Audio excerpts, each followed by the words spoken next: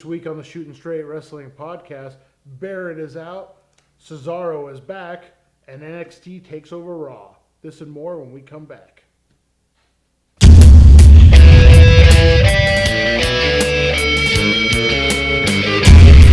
be the man, you gotta beat the man, and I'm saying, woo! This the man! What the rock! Oh, fucking Austin 316 says I just whipped your ass.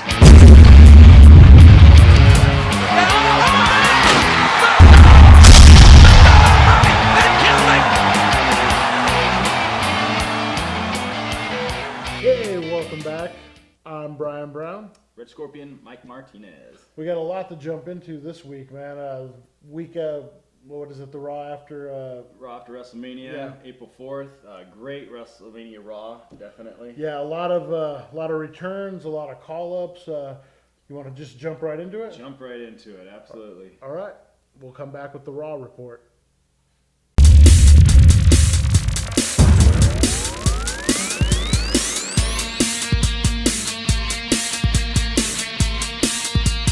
All right, so Raw for 4/4/2016 was a big one. It was a big one, it was. And we were both kind of questioning how it was going to play out and whether or not Shane was going to actually have anything to do with WWE following that night. Yeah. And that's just basically how they started it out. Yeah, exactly. And I really like this one, and I'm trying not to jump ahead, but did you notice how many references were made to the crowd? Like JBL had said a couple times that the Monday Night Raw after WrestleMania crowd usually takes it over. Jericho had mentioned it, like he did it in a Hill way. I'm not going to let you take this over. Yeah, but yeah, I like the way they're acknowledging that. I think that's pretty. They had no choice, and I know that they were saying it wasn't just a regular Raw crowd; it was a WrestleMania crowd that's basically stuck around for Raw, and so who knew what to expect? And they sure were vocal. Yeah, definitely. So right off the bat, Vince comes out. He has no chance in hell. He does his Vince giraffe walk to the ring. And then he brings up that just like his song, Shane had no chance against The Undertaker. Mentions, this is the part I've kind of found interesting, mentions that there's a new champion and the fans boo.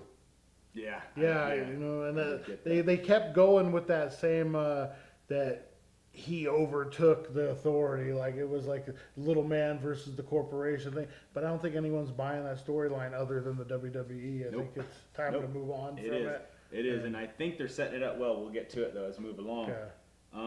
Shane O'Mac comes out, just out of nowhere, no song, no nothing, comes out, just wants to, all beat up. Wants to thank the fans for sticking by him, and actually wants to shake his dad's hand and say, you got the better of me, you were the better man. So I just want to shake your hand, be a man about it. And basically Vince, as Shane starts to leave, Vince says, if you think you could do a better job of running Raw, then I'll give you the opportunity to do that tonight. Yeah. And Shane, completely shocked and baffled, obviously accepts. Yeah. And we're off and running. Yeah. So, I don't think anyone knew what to expect. No. I think it was pretty good. So, you want to just jump right in the matches? Or? Yeah, let's just go right ahead. I got the opening was the tag title match. Yeah. New Day versus the League of Nations. Again, New Day come out, entertaining promo. They had the final video left over from WrestleMania. Yeah. Just completely hilarious. I found it funny that Xavier was wearing the belt this time. I think they're going to go, especially with the Freebirds getting inducted, they're going to do the 3-man rule to where any of them can defend the title. When Demolition did the Freeboard rule a while back, it was always whichever two were wearing the belts were the one that were going to compete. Yeah. So that's how you knew who was going to compete that night. Yeah. There for a minute, I almost thought all 3 of them had a belt on because Kofi had the... Oh, that thing. So you couldn't really tell. Yeah. That was... So, but strangely enough, Xavier was not in the match, even though he had the belt on. Yeah. So they basically fooled us there. But I do like that fact, and I think that's important. And the only reason why I think that's important is because they need to keep the kayfabe other teams off guard. Yeah. You never know which two you're going to face. That was Demolition's big thing, and I think that it worked for them. And I think that the New Day, they're all 3 unique in the way they are. As long as Big E's in one half of that team. When you said Big E, I just pictured him pelvis thrusting. Oh, Lord. As soon as you said that. Your world tag team. Oh my god. Okay. Anyways. So they go over League of Nations. Nations. Yeah, decent match. Pretty good match. They go over, and then afterwards. Yeah, they they do their little whatever spot, and then the League of Nations call out Wade Barrett and basically kick him out of the League of Nations right then and there, which was about 30 seconds too soon because then the Wyatts come out of nowhere and jump the remaining members. So when they could have used that fourth guy, he was laying up on the side of the mat. But I kind of like the idea for a 3-on-3, especially with Luke Harper out for right now. It's very interesting. I think the way they're doing it is kind of smart. It's heel versus heel. Yeah. Kicking. I don't know. I got a little bit of a face vibe coming off of the Wyatts. You think maybe they definitely got a face pop in WrestleMania too. But again, they were up against The Rock too, and Cena's 50-50. But so I don't know. It's very interesting the way they're going to build it up. We all know that King Barrett had said a while back that when his contract comes up in June, he's pretty much hitting the bricks. He's done. So we were both just actually chatting about that. Maybe this is a way to kind of write him off. And he just does house shows from then on. I don't see them running him as a face against the league. I mean, it doesn't serve anyone. Yeah, all it would do is just run him down, basically. You know what matchup in this that I don't mind? Seeing the first Braun Strowman match, I wouldn't mind seeing. What about him and Rusev one-on-one? That would two powerhouses, Yeah, it might be an interesting matchup. Yeah, definitely. There's all kinds of great possibilities in this one, and I think it showcases the stables. Right now we know that there's injury to Bray Wyatt. He's still overcoming some back issues or whatever. So he has the ability to do the tag thing and kind of direct traffic in this. And I think that it's going to be really important for both factions and really to kind of really set the tone on where they're going to go and where they're going to set. But you think about it, Bray, Sheamus, Alberto, they're already in the world title picture in my mind as potential players. Yeah. You build up Rowan and Strowman, probably Strowman more than Rowan, and Rusev, and you got some more players. Yeah, in that exactly. This could elevate all of them. It's definitely the painting is on the wall. Yeah, remember those Shield and Wyatt matches? Oh man, they were good matches. Good matches. So. I thought it was a great way to open up Raw, entertaining. It was actually a good match, and then we had all that stuff at the end. It was just like nonstop from one thing to another. I remember back in the day when they used to do stuff like that. Yeah. Segment to match to match. There is no downtime, especially filling that 3 hours. So what do you think after that match? They kind of went into a video package or repackaging the Conquistadors to Puerto Rican now? Or Puerto Rico? Did you see that video package? I vaguely remember much of that. So basically it's Los Matadors. I'm sorry, Conquistadors. I knew who you were talking about, and I'm like, oh. So they're on the beach, and basically I thought it was a commercial for Puerto Rico, but it's both of them. I'm wondering if Carlito will come back. Carlito, yeah. That'd be kind of interesting. I think they need to do something with the Matadors. They really needed. They're trying to freshen them up with some heels, and people weren't really buying it. So I think. I don't know what the gimmick will be, but it's something. So. Yeah, that's pretty interesting. I'm pretty cool on it. Sometimes I have to flip and grab another beer or something like that. Yeah, so it was real quick. Things. Like I said, it was filmed just like a commercial, so you probably would have missed it. Yeah, definitely would have. Oh, that's interesting. So next up, we have Sasha and Summer Rae battling it out. Summer Rae calls her out. Sasha comes out, whips her ass into the story. Yeah, put Sasha over. It was a decent little match. And I'll give Summer Rae some credit because she's finally starting to look a lot better. She's still not there, but she's looking a lot better than when she first came in with Fandango. Yeah. I mean, she's actually able to do a lot more now than she was then. So. Sasha's still rocking those Eddie Guerrero tights and tributes to him. So that's pretty cool. That was really cool. Next we had, and this was one for me and you that we were shocked on that. How we were gonna play it, but Baron Corbin is sticking around. He's gonna stick around, and I think that's good. He looked really good in his match.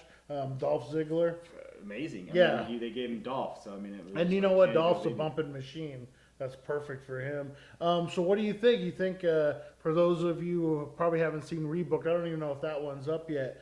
We had Rebooked How to Save Dolph Ziggler's Career, and I had said after WrestleMania you should write him off of television for a few months. What do you think? You think he took the end of days on the floor? You think maybe he's out for a little bit? And mean, it definitely would fit, I would think. And then it gives Baron the opportunity. It gives him basically the bragging rights. Yeah, I put out Dolph Ziggler. Yeah, I put out Dolph Ziggler. Who's next? And just kind of do something like that. Not in a Goldberg way, but in just kind of what Baron Corbin was doing in NXT. Yeah.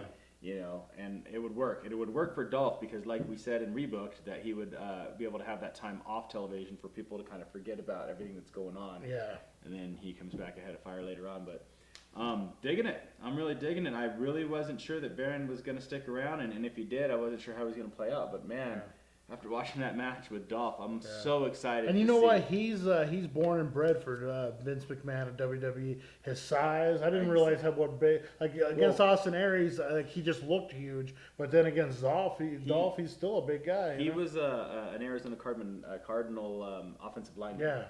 And as soon as I heard that, I'm like, okay, the guy's huge. You know, that's where his stature, comes from. He from. has the look. So and now he's really just a guy that's really got this platform now. Yeah. That can really just shine on if they do it right. Yeah, exactly. That's the thing. So it was a good match. It was a really good I think that's the key with all these call ups that we're gonna see too. Is I know WWE has a tendency.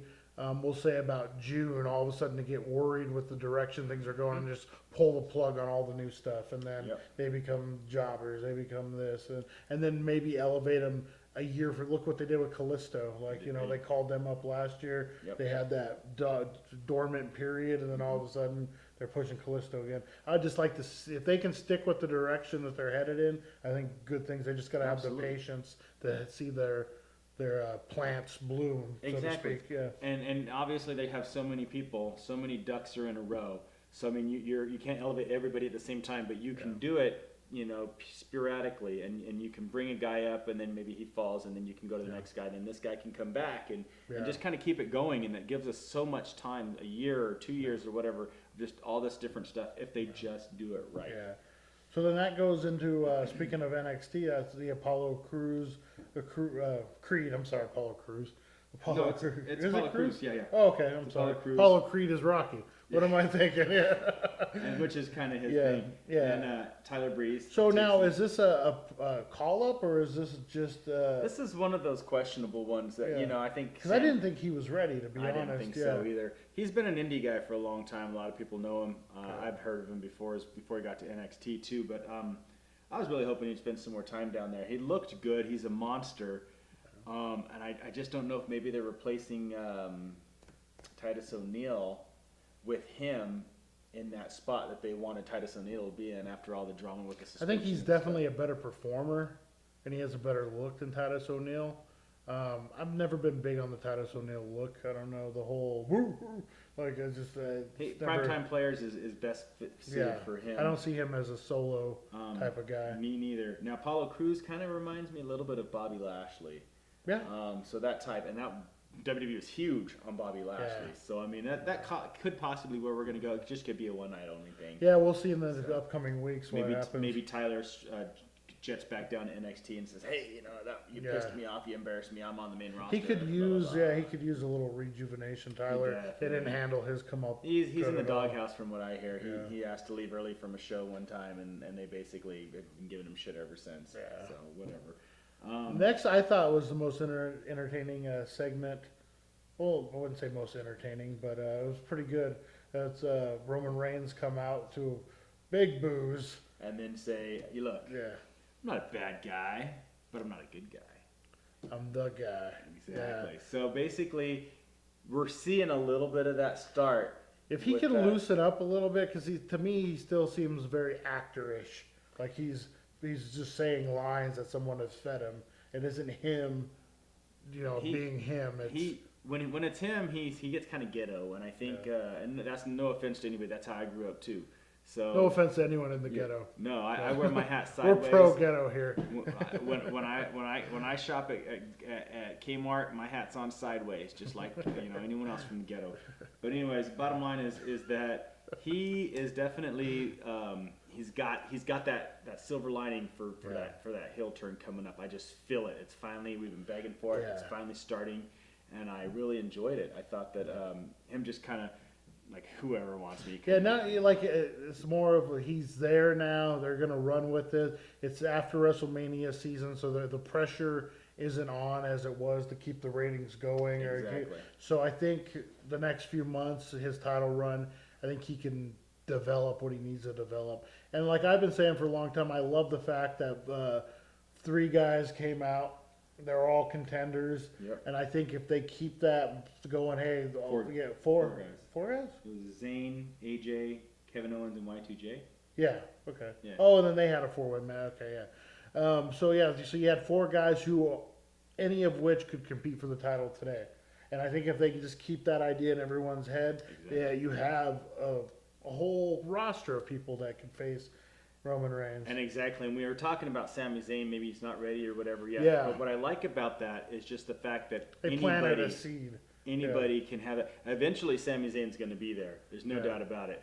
But I mean, it was just perfect because him and Kevin Owens got that incredible heat. And you know what that kind of shows, that they're recognizing NXT as a legitimate source that the WWE universe does recognize now. Before it was whatever happened there happened there. Yeah, and we don't think people are going to remember that when they come. Well, obviously they kind of are done with that now. Oh yeah, because you listen to the crowd. I mean, they were hanging on. Well, we'll get there in a minute on a promo that happened later on, but they're not stupid. They know exactly what's going on, and they're way into it. And I got to be honest with you, I'm digging it because I love NXT, and I'm thinking that if NXT were more like WWE, WWE would be a lot better to watch. It'd be a lot more successful. It'd be way more entertaining. A lot of people would be more interested in it. So there you go. That's it. Anyway. And it's my first time doing a podcast, and I forgot to turn off my phone. Sorry about that. I told you. All right, so that leads into... So anyway, so basically they have a big skirmish. Who wants to be the champion? He just kind of sits there and laughs at everybody fighting off, and then spears Y2J to pretty much close the segment. Yeah. And that sets up, they're going to announce later on a 4 corners match for the #1 contender, which again, I think is the greatest thing they could have done. It is. Yeah.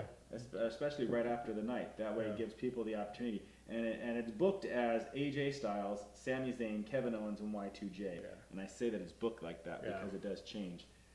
Then the most disappointing thing of all time, we were actually talking about this on our WrestleMania podcast. How long would Zack Ryder hold the title for? You said, is it less than a day or a week? Yeah. And I'm like, I hope it's longer than that. I mean, because if anyone deserves a little bit of a run, it's Zack Ryder. He's a company guy. He's done all the things that needs to be done. He stayed true to the company when he probably shouldn't have. And then Miz comes out, cuts him down, cuts down his old man, and then thanks to the returning Maurice, his wife, Orle, the daughter of former Quebecer and WWE superstar Pierre, comes out to help her man slap the dad of Zack Ryder and then distract Zack Ryder for Miz to hit the skull crushing finale when the Intercontinental title. Blah, blah, blah. They do have a rematch on SmackDown. We'll see. I pray that Zack goes back over, but anyways, they kind of follow the storyline that the Miz was going to win the championship until Zack spoiled it, and then Zack ended up winning it. So whatever. Charlotte celebrates her new title win with all the women wrestlers. I'm going to get rid of that term divas altogether. Hopefully, and I like the way this went. The crowd, like you see her break kayfabe a few times, trying to keep that heel persona going. Yeah. But the crowd got the chance going. They're singing AJ's song, or not AJ. I'm sorry, Bailey's song. Yeah. And I thought that was great. They want her up on that main roster, but I don't think it's time yet. It's not time yet. It's not time yet. And they were chanting women's wrestling, and that was emotional. That was crazy. I mean, that's a testament to all the girls. Yeah. And, so that basically led up to Charlotte getting back in heel mode, running everyone else down, putting herself up. And then you got her and Natty in a little bit of a confrontation. I really like that program. If you saw some of that NXT stuff with her and Natty, if they're allowed time, I think that's going to be great. I'm digging it, and I think it's going to be a great program between them. Dudley's took on the Usos in a rematch. This was a tables match this time. Yeah, and then so Dudley's end up going over. It was funny because you saw how mad the Dudley boys got. They move Usos go through the table, and then they ring the bell. Bubba gets up, throws one of them through the table, and yells at Lily and Garcia. Now we won. Yeah, and I guess there was some heat backstage over that. Yeah, like there was some. Well, that's how you have to throw them through the table. That's the rules, and so I don't know why they called for that. So then we got our next huge debut. Enzo and Cass. Yeah, and they, charismatic, like they were over. Crazy over. Yeah, crazy over. I would love to see a program with them. Definitely got to put them over, but I'm not one for the Dudleys just to be jobbing for all these young guys. But they're in that Chris Jericho role. That's what they're going to do. Yeah, that's what they're there for. Yeah. So it'll be very exciting. I thought Enzo was crazy on the mic. The fans were eating every single word up out of his hand, and I'm excited. No, I am too. I think they're going to be. We were actually considering whether or not on our WrestleMania podcast they were going to show up, and we were 50-50 on it, and there you go. Definitely. Next was AJ in the main event beating Kevin Owens and Y2J. And backstage, Kevin Owens attacked Sami Zayn kayfabe, so he wasn't able to participate. So the next participant was Cesaro. Yeah, he came out in a suit. No one thought he was going to wrestle, and he does old Chip and Dale style where he rips it off. And I love to see him back. And I love that they put him in a contender. They did it in a contender's position. And and surprise of all surprises, AJ Styles goes over, becomes the #1 contender. With the Styles crowd match. goes crazy. It was funny because I'm looking at my daughter and I go, "Oh my God!" And then they pan the crowd, and a guy in the crowd, "Oh my God!" just like me, and I'm like, "That's exactly." Yeah. So hopefully they're getting behind AJ, and hopefully they keep this. Obviously, they're taking him as a legitimate athlete, a legitimate star.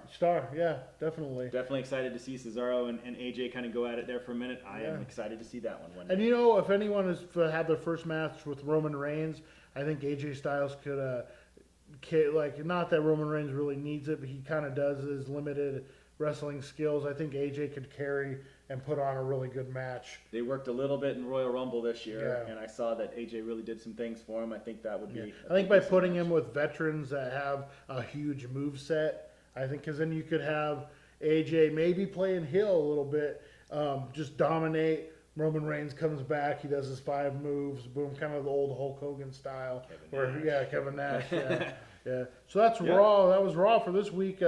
Awesome Raw. Yep. Absolutely. We'll see what the ratings are. I think it's going to be huge. But when we come back, we'll do news and rumors.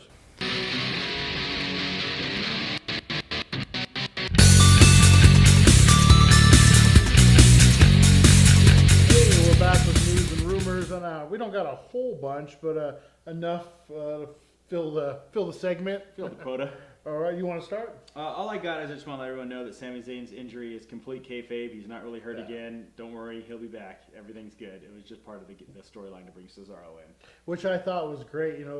It created a dramatic effect for Cesaro. And like we both said, Sami isn't ready, I don't think, for that main event. No, and I think it worked twofold in that sense. Yeah, exactly. So we got some TNA news, I guess. Uh-oh. Yeah. The wrestler formerly known as Crimson, which I kind of remember. I'm not really a TNA follower. So I believe he was a redheaded guy they called Crimson, right? He was Amazing Red's big brother. At the time, he was undefeated. He was basically like their version of Goldberg. They were kind of trying to make him be that next big thing. He was arrested for domestic violence today. So, and there's a pretty funny mugshot going around to him. That'd be great. Yeah, that seems like the trend with TNA guys. Like a whole bunch of them, domestic violence, DUIs. Well, when their paychecks are later, they're not getting them, and drives you to do crazy things. Yeah, basically. So. And then, we kind of touched on it earlier. I think that might be done for King Barrett. I think he might just be being phased off television. They do that sometimes. They'll do the job role on live events. Yep. Yeah. And then the other news I've been hearing is Undertaker was saying that was his last match at WrestleMania. But just for on a side note, he has said that before, and he's also booked for the European tour. So we'll see if and that's just in a few months, right? Yeah. Well, so if he does the European tour, obviously it wasn't his last match, and I see more of a Ric Flair finale match for the Undertaker, not just I'm gonna walk away. And not only that, the biggest thing was if Undertaker lost, he couldn't compete at WrestleMania ever again. So he won, so he's obviously going to be at 33. I mean, that's a no-brainer. Yeah. So John Cena is still hurting. That's why he's not full-time back in WWE after his WrestleMania gig with The Rock. So he's still got some recouping to do. Yeah, like when I think we said earlier, this is the longest he's ever been out. He deserves a break. Like, he had to be burning out with how much he does. And he's the guy who's known for coming back, having surgery on his knee and come back 2 weeks later. Yeah. Or whatever it is. Yeah. I was just going to say maybe this whole AJ Reigns feud is the way for AJ to facilitate a Reigns heel turn. Maybe AJ's the guy that they're putting in that spot. I really hope that they're not setting AJ up to fail and be like, sort of like how Chronic came in to fight the Brothers of Destruction and they just set them up to fail, and they did, and they kicked him to the curb. I just hope this isn't the way to do that to AJ. He's so talented. So now there was a rumor, or I guess it wasn't a rumor because there was photos, that Bullet Club, Doc and Carl were backstage at Raw. Do you see maybe them coming in to help AJ? Like, or do you see them just being backstage visiting and then doing an NXT gig? Or do you see them being up on the main roster? It's so hard right now to decide. I think now that Enzo and Big Cass are up on the roster, I think NXT definitely needs an extra presence. They've got a pretty decent tag team setup down there, but they probably need it better than WWE does right now. I think WWE is pretty stacked in terms of their tag team, but with AJ being there, I mean, like you had mentioned before on a podcast, Finn Balor's still there, and if they're going to do a Balor Club or whatever, that's kind of, I think that's the way to go. Just kind of leave AJ out of it, because I think they already got the Balor Club. You have to have Finn Balor in it. Like, so it's established. I think AJ can just do his own thing. And I think he's doing a good job so far. The way that they're directing him, I think that should just be left alone. Yeah, definitely. So and then so Brie Bella, I guess, is officially out for now. Yes. She kind of had her send off at WrestleMania. Everyone came out and. I don't know. I was using the restroom at the time, so hopefully it was pretty cool. So I don't know. She's been there for a while. And we'll see what happens. What do you think with Daniel Bryan? Do you think they had that weird thing where they were going to have appreciation night, and then he had to pull out for medical reasons. They'll probably do something again. I think that for Daniel Bryan, he's going to always be a WWE guy, no matter what he has to contribute. And I think I think back to $1 Million Man, as he was a manager for so long. And just how the role that he was able to play in his limited role. Daniel will do something. He'll be some type of mentor to somebody, or at the very least a commentator. But I think a mentor role would be best for him because of his presence. I haven't heard anything about why, like, other than it was medical, why they pulled out of that whole show. Was supposed to be Daniel Bryan Appreciation Night. They're keeping a pretty tight lock, so could mean a number of things. But hopefully he's okay. And I think they're just really looking out for him extra carefully now. They definitely want to take care of him. They know there's a lot of money still that he can make for them in just his limited role. I mean, he can come out to an appearance and the crowd's going to go nuts. So, So that definitely keep you can kind of see him. Do you remember, I don't know if you watched, I guess it was technically the Attitude Era, when Shawn Michaels would come in and come out. He was technically retired because of the back, but he would he's the new sheriff in town or whatever. Whatever gimmick they would have him do. Of course, at that time he was high out of his mind and nothing stuck. But I mean, I can kind of see Daniel Bryan coming in. The only thing that was stuck was him and his mind. Yeah. I could see Daniel Bryan coming in doing those guest roles and kind of. Yeah, totally. So hopefully it's just it was a health risk thing, and they wanted to make sure everything was okay. Yeah. What do you think? You think with this I kind of am tracking back to the tag team division. They're revamping, like we said, the Los Matadors. They're doing a couple. You think they're gonna revamp that whole tag division, and kind of make it a little more competitive, or? I think so. I think they're gonna definitely tweak it with the call-ups. Just the guys that they've got there. I think maybe we might see an Uso heel turn here coming up soon. Just judging by the crowd in Dallas, it could just been the Dallas crowd. But I kind of see some things changing in that division. Yeah. So I definitely think so. I also want to say that today, 4/5/16, is happy birthday to one Diamond Dallas Page. Bang! So. Yeah, and then also on a side note, this happened back in October, but we wanted to say rest in peace to a viewer that we had. Jesse was his name, was kind of a friend of mine. left the world a little too soon a while back in October, but he was a fan, and we haven't really been doing the podcast faithfully like we could have, and we haven't really addressed it. But definitely our blessings to his family and to him, and rest in peace, brother. Your input on the show was great, and we always had our differences on the way wrestling went, but in the end, we're fans and we're all brothers of brother. Absolutely. So definitely rest in peace, and God bless to the family. And I think that's pretty much all we got for. That's it. Yeah, on that sad note, sorry there, guys. If you're watching on YouTube, be sure to like, subscribe, and share. If you're watching on BST TV, stay tuned for Anarchy Pro Wrestling. If you're watching on YouTube, jump on our page, check out our show Rebooked and some of the previous. We have our WrestleMania review show up and ready to go. So check it up and make sure to like and subscribe everything, and keep watching. We'll see you next week. Woo! Ow.